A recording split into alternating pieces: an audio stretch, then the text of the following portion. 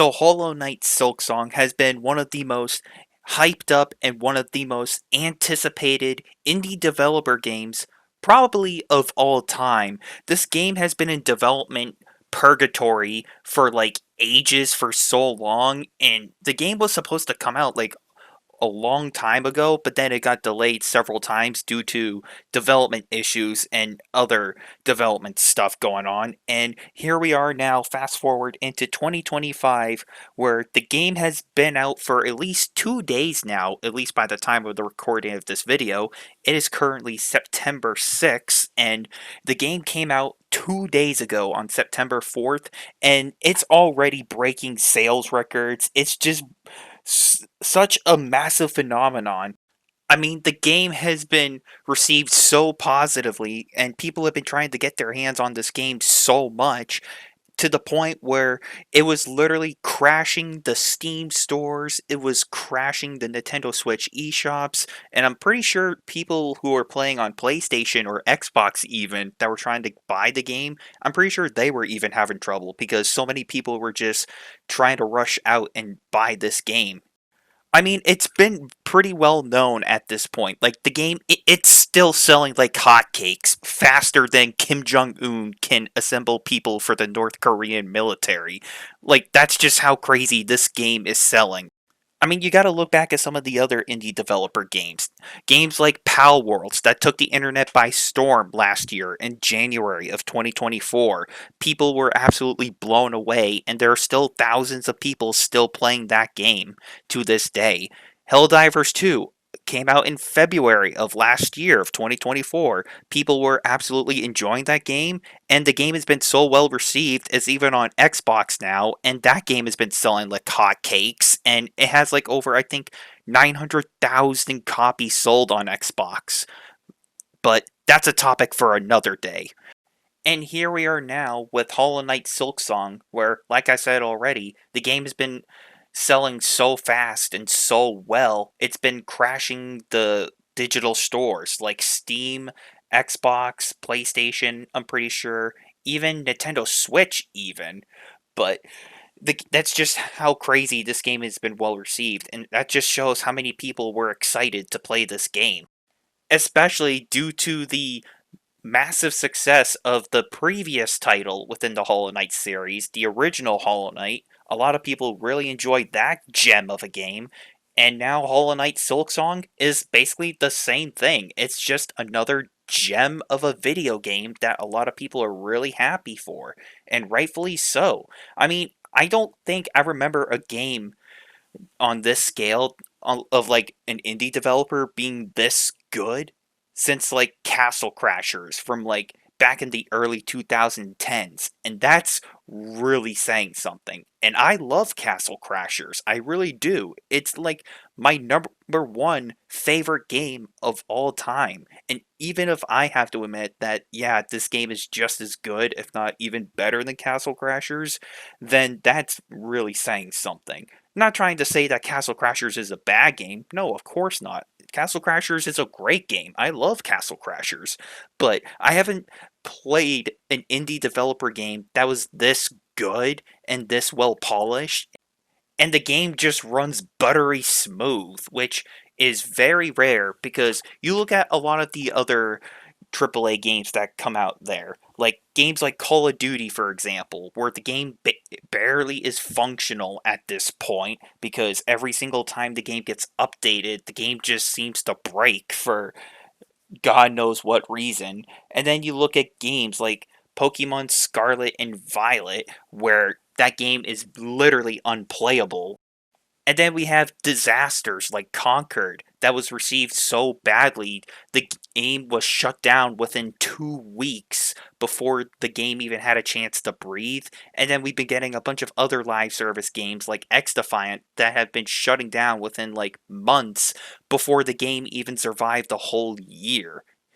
But here in this case, Hollow Knight Silksong, I think this game is like sending a message to all of these gaming companies as a wake up call. Like, hey, you can still build goodwill with your community and take the time that you need to work on the game and make sure you put it in the development oven to cook. And as long as that game has been cooking well enough to perfection, that's when the game is ready. And if you can nail that perfect recipe for game development, then people are going to really enjoy it and they're going to praise it and they're going to play it. Hollow Knight Silksong is a good example of a delayed game is eventually good, but a rushed game is forever bad. I mean, here's a good comparison. You look at games like Cyberpunk 2077, where the developers have delayed that game for an entire console generation. Because Cyberpunk 2077 was originally supposed to be advertised on the PS4, and then it took up until the PS5's life cycle for the game to even be finished developing. And then when the game launched, it was a complete disaster so much to the point where it was so unplayable on consoles, and I'm pretty sure PC as well for that time frame. And the game was so bad, Sony had to pull it from the PlayStation stores until the game was in a more playable state. And then the game eventually came back after months of development time. But you look at games like Hollow Knight Silksong, where I would argue to say it went through a similar development timeline cycle, where it took just as much time as Cyberpunk did, but instead of the game launching as a disaster, it launched as a perfect product. Instead of it being in development hell, some people were saying that this is in development heaven, where everything is going well, everything's going exactly as planned, and they're taking the necessary steps they need. And I think this is one of the first ever games to ever be in development heaven. I mean, you look at some of the other games like Marathon, and you look at games like Skull and Bones, where those games were in development hell because everything was just going wrong, the game was going poorly, the games were just not getting the proper care they needed, and then they kept getting delayed constantly, and so many things were going wrong to the point where everything was just going to end up as a massive shit show for those games. But Hollow Knight Silksong, it just is a massive slap in the face to all AAA gaming companies where they're overcharging their games for like $70 to $80, and then they're also including extra microtransactions into their game where they're just trying to milk their fan base for extra money, but yet Hollow Knight Silksong launches as a $20 video game, and it basically puts other AAA games to shame and AAA studios to shame.